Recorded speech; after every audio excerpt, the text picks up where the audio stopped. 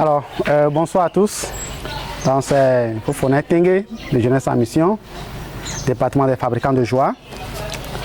Nous avions commencé une série d'enseignements par rapport au moniteur. Et la deuxième séance, nous avons parlé un peu sur les enfants. Et on a résumé en disant que les moniteurs doivent connaître les capacités spirituelles des enfants. Parce que c'est ça qui manquait aux disciples. Ils avaient leur motivation. C'était une bonne motivation. Mais ils n'avaient pas une bonne compréhension de la capacité spirituelle des enfants. Donc, mais avant de commencer, nous allons prier. Oui, Seigneur, nous sommes encore là pour continuer, Seigneur, cette série d'enseignements. Nous voulons te demander de venir nous enseigner encore au travers de ta parole, que nous comprenions, Seigneur, quelles sont les capacités spirituelles que les enfants et les adolescents ont et qu'on a oublié ou qu'on a négligé ou qu'on a laissé tomber. Je prie que tu ouvres nos cœurs en tant que moniteur ou d'autres personnes qui vont suivre, Seigneur, par cette vidéo. Père, que tu ouvres notre cœur à comprendre les capacités spirituelles que les enfants et les ados ont. Merci Saint-Esprit, au nom de Jésus. Amen. Alors nous allons continuer notre troisième série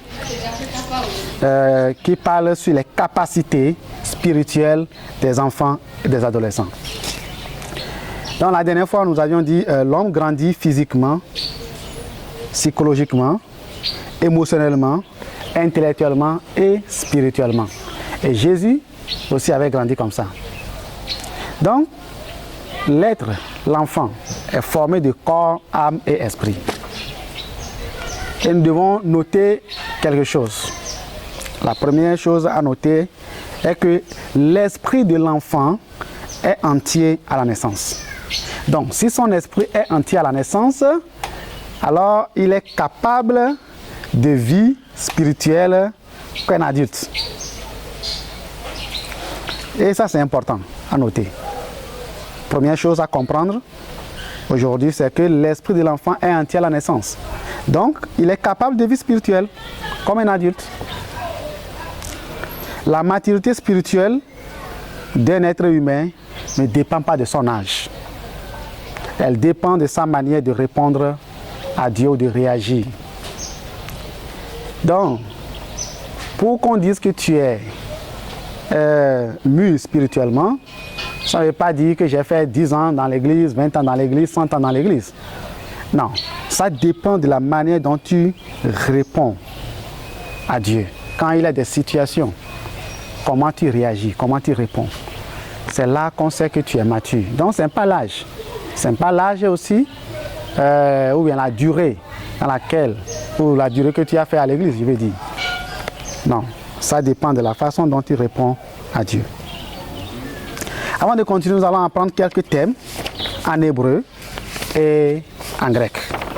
C'est important parce que quand nous lisons la Bible dans la tradition hébreu et grec que nous avions traduit et que tout le monde lit aujourd'hui, il y a des termes qui définissent clairement les enfants. Vous savez, si vous prenez la Bible, il y a plus de 1000 versets qui parlent sur les enfants et de leurs capacités spirituelles. Donc, moi, je donnerai quelques exemples. Je vais vous demander le travail de continuer à la maison, tout seul ou en petit groupe. Mais nous allons essayer d'aborder certains points ici qui nous ouvrira les yeux pour nos recherches personnelles. Alors, ça va s'afficher sur l'écran. Nous allons voir ces thèmes en hébreu d'abord. Donc, les thèmes en hébreu, Yoneg. Yoneg, comme ça s'affiche sur l'écran, Yoneg, ça veut dire un bébé à la mamelle. Donc, quand vous lisez la Bible en hébreu, quand on parle de bébé à la mamelle, le terme qui définit cet enfant, le bébé à la mamelle, c'est Yoneg. Les tout petits, le terme qui définit les tout petits, c'est Olal, comme ça s'affiche sur l'écran. Un enfant sevré, le terme qui définit en hébreu, c'est Gamul. Donc, pour un bébé ou un enfant très petit ou jeune, le terme qui définit, c'est Tel, comme ça s'affiche. les préados, c'est Na. Donc Na, c'est une fille ou un garçon juste avant la puberté, c'est-à-dire préado. Bakou, ça définit les ados. Ces jeunes personnes au début de son étape d'homme. Donc, et ça parle des ados. Donc, des fois, tu lis la traduction hébreu pour savoir que c'est un enfant, c'est-à-dire c'est un bébé, ou c'est un tout petit, ou c'est un petit, ou c'est un préado, ou c'est un ado. Voilà les différents termes que la Bible emploie. Des fois, la Bible donne l'âge de la personne. À 7 ans, comme Josias, à 8 ans, comme Joas, à 17 ans, à 18 ans, à 6 ans, à 13 ans, comme Ismaël. Donc, des fois, on donne l'âge. Mais des fois, non. On spécifie juste jeune homme, enfant, bébé. Mais en hébreu, eux, quand on dit ça, ils savent qu'on parle de telle tranche d'âge. Et c'est vraiment important. Alors, en grec, on sait que la Bible, il y a l'Ancien Testament, c'est hébreu en général et araméen. Et le Nouveau Testament, c'est grec et certains écrits en latin. Donc, les termes grecs. Bébé nouveau-né. Le terme qui est employé, c'est brephos. Et bébé ou petit enfant, en grec, c'est népios. Enfant ou personne jeune ou préadolescent, en grec, c'est pès.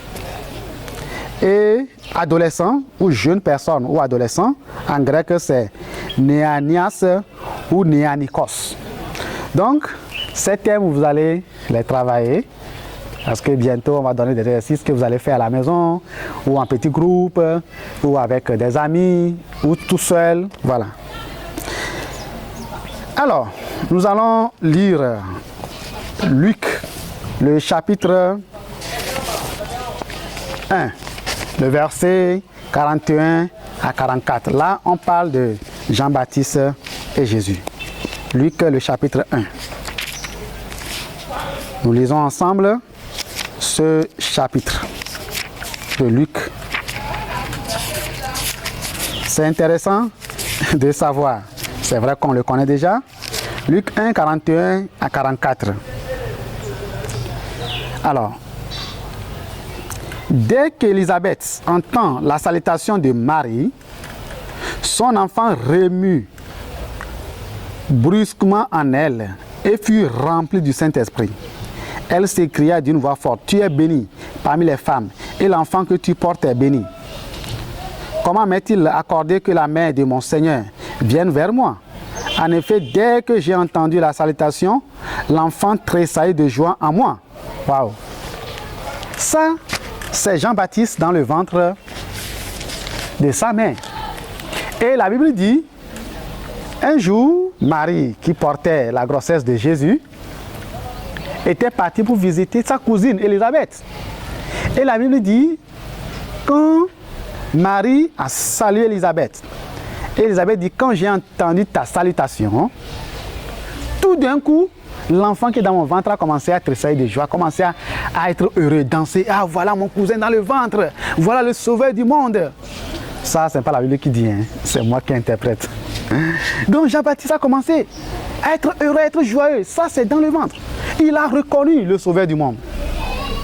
Et là, Élisabeth fut remplie du Saint-Esprit.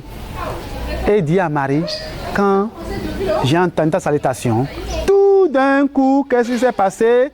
Il y a eu ce bouleversement dans mon ventre. Donc, cela veut dire que la maman a réalisé quand c'est la tristesse, quand c'est la joie, mais elle a dit, parce qu'elle était remplie du Saint-Esprit, que Jean-Baptiste dans mon ventre a tressailli de joie, d'allégresse, sautant de joie. Voilà mon cousin, le sauveur du monde. C'est pour lui que je suis là. Je l'ai dévancé pour préparer son chemin. C'est lui, le sauveur du monde. Amen. Ça, c'est très important. Ça, c'est dès le ventre maternel. Et qu'est-ce que la Bible dit de Jean-Baptiste?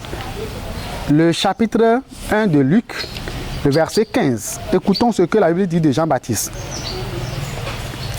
Verset 15. Car il sera grand devant le Seigneur. Il ne boira ni vin, ni boisson alcoolique. Il sera rempli de l'Esprit Saint dès le vent de sa mère. Waouh! Voilà ce que la Bible dit au sujet de Jean-Baptiste. La Bible dit que Jean-Baptiste sera grand devant le Seigneur. Il ne boira ni vin, ni boisson alcoolique. Mais il sera rempli de l'Esprit Saint dès le ventre maternel. En général, les églises charismatiques, on attend, à un moment, on va faire réveil spirituel, on va imposer la main sur les gens pour qu'ils soient remplis du Saint-Esprit et on ne considère même pas les enfants.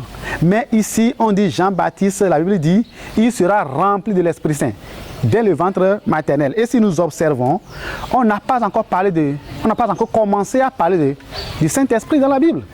C'est quand Jésus est parti qu'on a vu vraiment la manifestation physique du Saint-Esprit. Mais déjà, Jean-Baptiste, la Bible dit qu'il lui sera rempli du Saint-Esprit dans le ventre de sa mère. Et c'est ce qui s'est fait.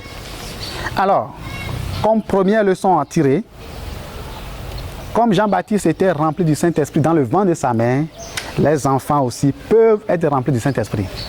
Les tout petits peuvent être remplis du Saint-Esprit. Les bébés peuvent être remplis du Saint-Esprit. Les petits, les pré-ados, les ados peuvent être remplis du Saint-Esprit. Il faut que nous on croie à ça. On n'a pas besoin qu'ils soient d'abord adultes avant. Non.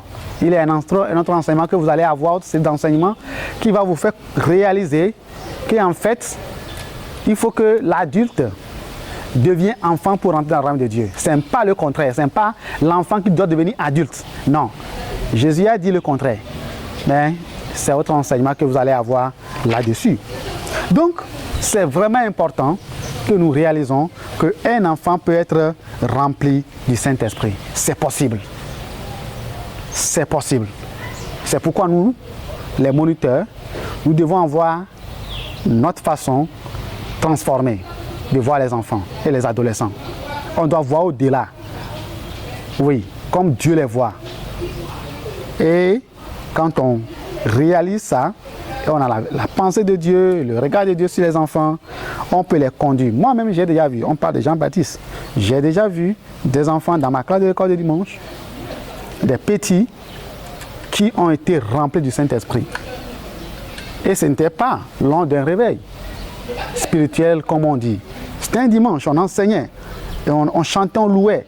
Tout d'un coup, cet enfant, entre 4 et 5 ans, commençait à pleurer de joie. Mais c'était le Saint-Esprit. Elle fut remplie du Saint-Esprit. Oui, j'ai vu. Ça, c'est sympa qu'on m'a raconté. C'est réel. C'est sûr que toi aussi, tu as déjà fait l'expérience. Mais si tu ne l'as pas encore fait, alors il est temps de faire l'expérience avec les enfants. Ils peuvent être remplis du Saint-Esprit. C'est possible. Donc, autre personnage biblique, enfant. On a parlé de Jean-Baptiste déjà. Maintenant, on va parler maintenant de Samuel. Samuel, dans 1 Samuel 3, versets 1 à 21, ou versets 10 à 13 en particulier, en fait, c'était l'époque de la sécheresse spirituelle. Personne n'entendait plus la voix de Dieu. Et c'est là que Dieu a appelé Samuel, Samuel, et lui a dit ce qui va arriver. Sécheresse spirituelle. Personne n'entendait plus Dieu. Dieu a choisi un enfant. Samuel, dans 1 Samuel 3, Samuel était un nain. Si vous vous rappelez, on a dit nain, c'est un terme hébreu qui veut dire préadolescent. Donc Samuel était un préadolescent, entre 10 et 12 ans. Et c'est lui que Dieu a choisi, malgré que Dieu ne parlait plus aux gens. Mais Dieu a choisi cet enfant de 12 ans, de moins de 12 ans, je peux dire, pour apporter son message de jugement à la nation d'Israël. Waouh! Parce que les enfants ont le cœur pur. La condition pour attendre Dieu, écouter Dieu, c'est d'avoir un cœur pur. C'est la condition principale pour être utilisé par Dieu. Et les enfants ont cette pureté de cœur. Donc, Samuel, à l'époque de 1 Samuel 3, je l'avais dit, il était un an, un préado. entre 10 et 12 ans, moins de 12 ans. Mais c'est lui que Dieu a choisi, parce que Dieu a vu son cœur, la pureté de son cœur. Donc, autre leçon qu'on peut tirer comme capacité dans cette histoire de Samuel, c'est que l'enfant peut entendre la voix de Dieu. C'est possible. On avait dit, au travers de Jean-Baptiste, les enfants peuvent être remplis du Saint-Esprit. Mais si on prend l'exemple de Samuel, les enfants peuvent entendre la voix de Dieu. Nos enfants peuvent entendre la voix de Dieu. Nos pré-ados peuvent entendre la voix de Dieu. Nos ados peuvent entendre la voix de Dieu. Ça dépend de nous les moniteurs. Comment on les conduit? Comment on les connecte à Dieu? Comment on prépare leur cœur? Parce que la condition principale, c'est d'avoir un cœur pur. S'ils ont un cœur pur, Dieu peut les parler. Donc, on ne doit pas les négliger. Ils peuvent entendre la voix de Dieu. Autre personnage biblique que je vais partager, c'est Daniel et ses 3 amis. Donc, quand on les avait pris, parce que Daniel et ses 3 amis, c'était des gens qu'on avait choisis. Donc, ils sont de la famille royale. Et ils ont été déportés. C'était à l'époque de la déportation. Quand on avait pris Israël pour l'amener, le royaume de Juda, parce qu'en temps le royaume était divisé en 2. Le royaume de Juda était parti en esclavage à Babylone. Et Samuel et ses 3 amis étaient là-bas. Mais à l'époque, ils étaient des Baku. Baku veut dire, pour vous rappeler, c'est les préados. La tradition hébreu, c'est Baku. Ça veut dire préadolescent. Mais ils ont fait le choix de ne pas adorer la statue. Ils ont fait le choix de prier et intercéder. Ils ont fait le choix de sentir le cœur de Dieu. Qu'est-ce que Dieu veut? Ils ont senti ça. Waouh, ça c'est très intéressant. Alors, comme leçon, capacité spirituelle, les enfants peuvent faire le choix de suivre Dieu ou non. Comme Daniel et ses 3 amis, ils ont choisi, eux, de suivre Dieu. Ils étaient des adolescents. Aujourd'hui, quand on parle des ados, on pense que c'est... Ils s'en fichent de la vie chrétienne. Non. Ils peuvent choisir. Les ados peuvent choisir. Daniel et ses 3 amis étaient des ados à l'époque. Mais ils ont choisi de suivre Dieu. L'enfant peut intercéder. Des fois, quand il y a intercession, on les met de côté. Parce qu'on dit, mais on se tue.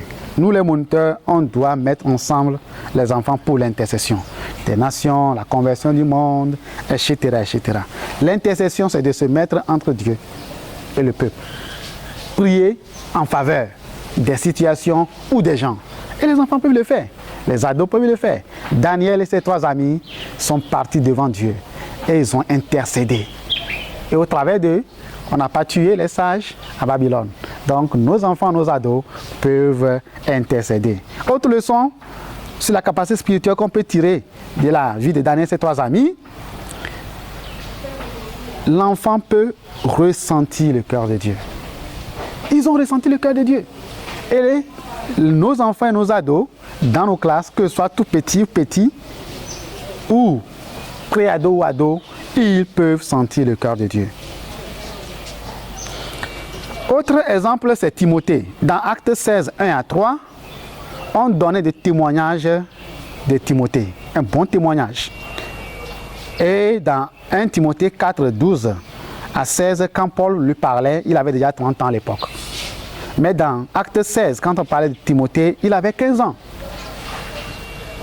Alors, qu'est-ce qu'on peut tirer comme leçon dans Acte 16, 1 à 3 et 1 Timothée 4, 12 à 16? Un enfant ou un ado peut donner de bons témoignages. Oui, c'est possible.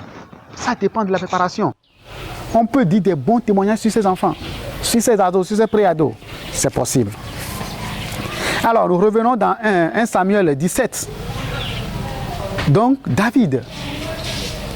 Le combat de David avec Goliath. Waouh! Un nain. David était un nain à l'époque. Un pré-ado. Il a défié Goliath. Il dit, toi qui es-tu? Pour insulter mon Dieu, je vais te tuer, je vais couper ta tête et je vais faire quoi? Je vais déposer les oiseaux du ciel, vont venir manger. Tout le monde commence à rire.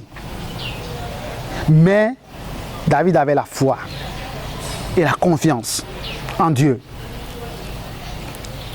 Donc, si on veut voir ce qui s'est passé, c'était un combat spirituel. C'était un combat physique, mais aujourd'hui, on parle de combat spirituel avec les géants. Donc, ce qu'on peut tirer comme leçon sur les capacités spirituelles des enfants et des ados ici, comme David, les enfants peuvent avoir la foi et la confiance en Dieu.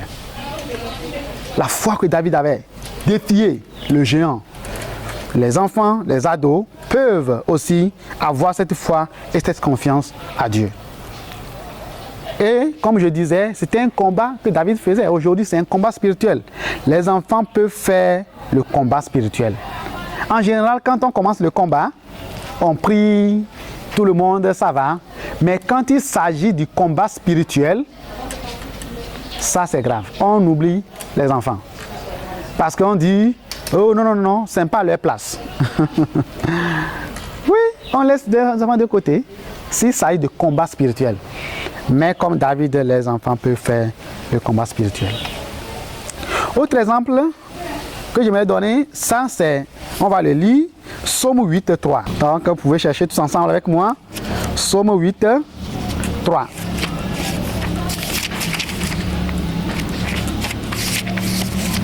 Alors, écoutons ce que Psaume 8 dit. Psaume 8, 3. Par la bouche des enfants et des nourrissons, waouh, tu as fondé ta gloire pour confondre tes adversaires, pour réduire au silence l'ennemi. L'homme avide de vengeance, par la bouche des enfants et de ceux qui sont à la mamelle. Waouh! À la mamelle, des nourrissons. La Bible dit, Dieu a fondé sa gloire.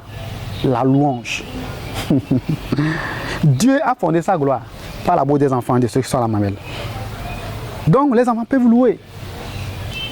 Et la Bible dit, par la bouche des enfants et de ceux qui sont à la mamelle, Dieu a confondu ses adversaires, ses ennemis. Même l'enfant est là, ne sait même pas parler, dit les ennemis sont en train de fuir. Parce que c'est la louange que cet enfant est en train de rendre à son Dieu. Donc les enfants peuvent louer, adorer.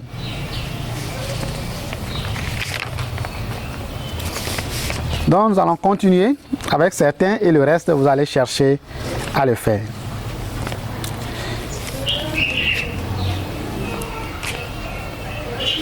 Donc, avec ces exemples que je viens de donner, ça va s'afficher au tableau. On va faire un petit tableau, les versets, le personnage et les capacités spirituelles. C'est le travail que vous devez faire à la maison, comme ça s'affiche. Donc, les versets, par exemple, si on prend 1 Samuel 3, verset 1 à 21, le personnage qui est là-bas, on parle de Samuel. Alors, à l'époque, on peut imaginer dans les traditions grecques et hébreues pour voir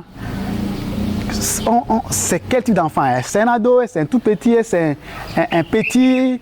Donc, ici, on a dit Samuel était un âne. Alors que la capacité qu'on peut faire ressortir, entendre la voix de Dieu. Donc, des fois, on n'a pas de personnage, comme Psaume 8, on parle de tous les enfants, les nourrissons. Donc, on n'a pas de personnage. Le personnage, c'est les enfants et les nourrissons. Donc, l'enfant peut louer et adorer. Donc, voilà un peu l'explication sur les capacités spirituelles des enfants et des ados. Maintenant, je vais donner quelques exemples de capacités spirituelles que vous allez chercher après à la maison. En résumé, les capacités spirituelles des enfants, c'est ce dont les enfants sont capables spirituellement.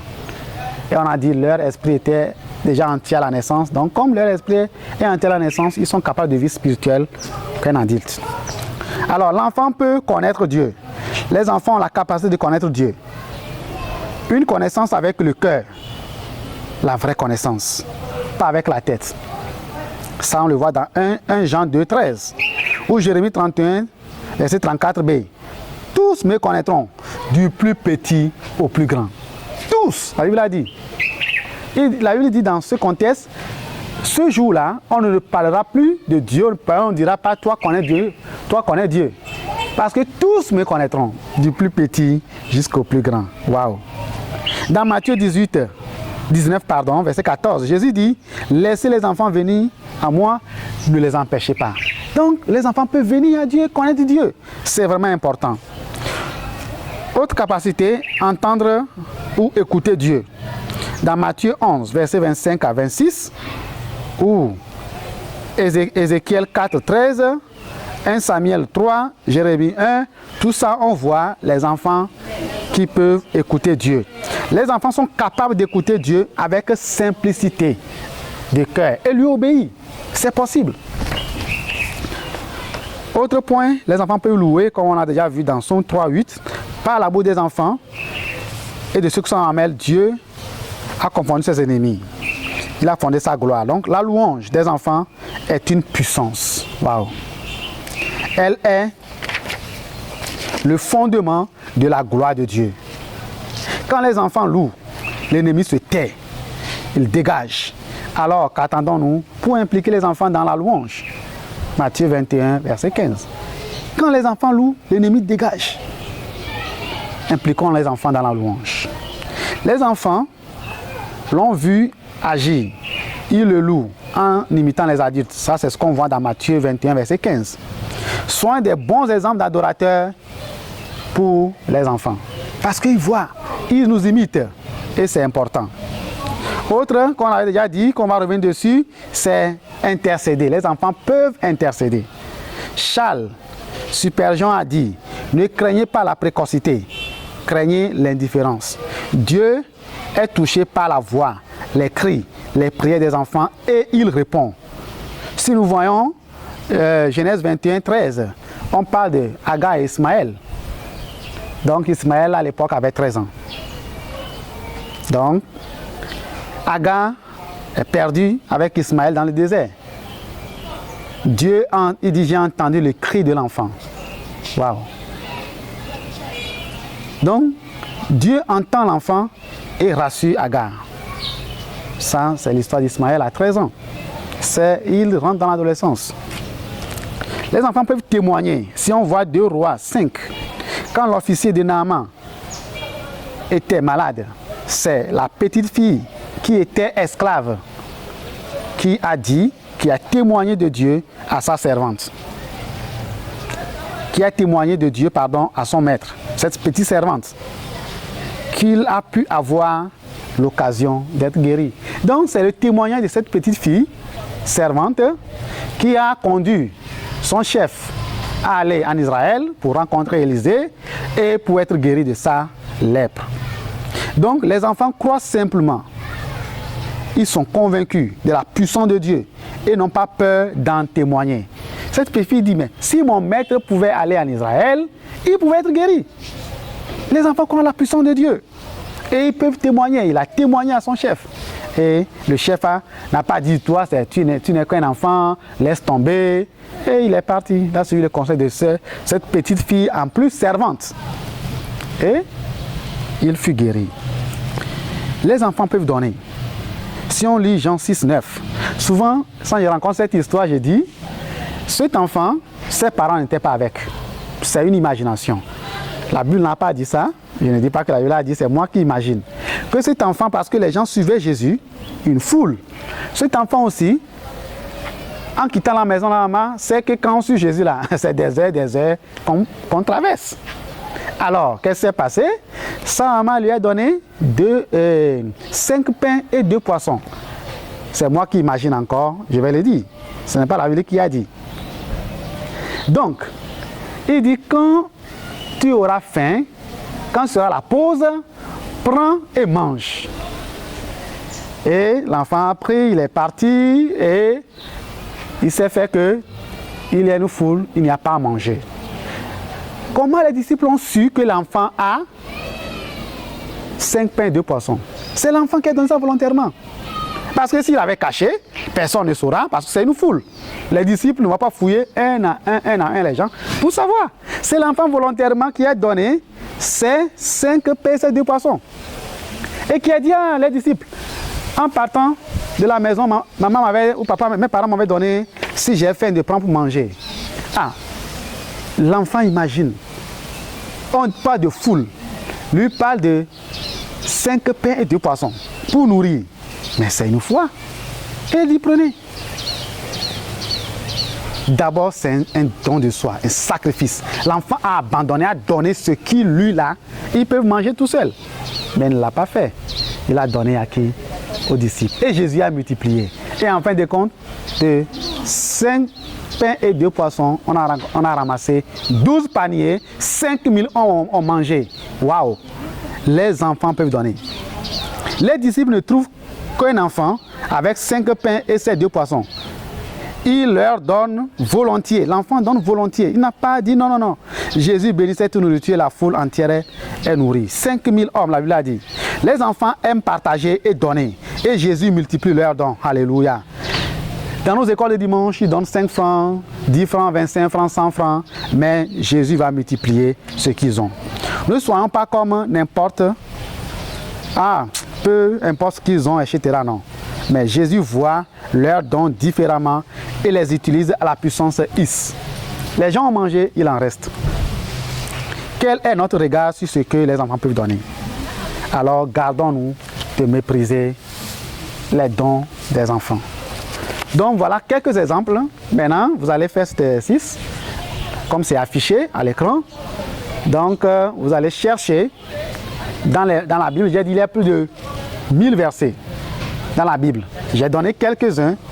Donc les enfants sont appelés à diriger, sont appelés à prier. Il y a plein de trucs que vous allez trouver dans la Bible sur les enfants. Et vous allez voir à peu près cet enfant quel âge, sinon pas dit l'âge de l'enfant. Vous allez imaginer, est-ce un an, est-ce un bakou, est-ce un olal. Par exemple, quand Jésus avait pris un tout petit, la Bible a dit un tout petit, mais en grec, un tout petit, Jésus parlait de olal. Donc, à l'époque, pour les Juifs, quand on dit tout petit, ils ont compris qu'est-ce que Jésus veut dire. Quel est l'âge de cet enfant. Donc, vous allez faire cet exercice et voir quel âge cet enfant a et autre chose, quelle capacité spirituelle on peut faire sortir de la vie de cet enfant. Et tout ça, nous allons les appliquer dans nos classes de l'école de dimanche, dans nos maisons. Les enfants qui sont autour de nous, ils sont capables. Ils sont capables de vie spirituelle parce que leur esprit est entier à la naissance. Que le Seigneur te bénisse. On va prier. Seigneur, nous voulons te dire merci parce que tu es le Dieu qui a mis en chacun de nous des capacités naturelles et spirituelles. Et j'aimerais prier que tu nous aides à voir comme tu vois.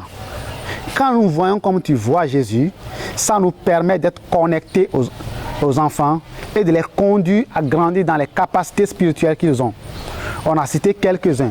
Ils peuvent intercéder, ils peuvent louer, ils peuvent être remplis du Saint-Esprit, ils peuvent faire des combats spirituels, ils peuvent faire le choix de te suivre ou non, ils peuvent ressentir ton cœur, ils peuvent donner.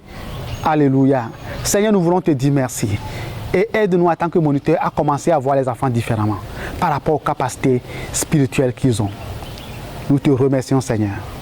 Reçois toute la gloire au nom de Jésus. Amen. Donc, à la prochaine séance. Que le Seigneur vous bénisse.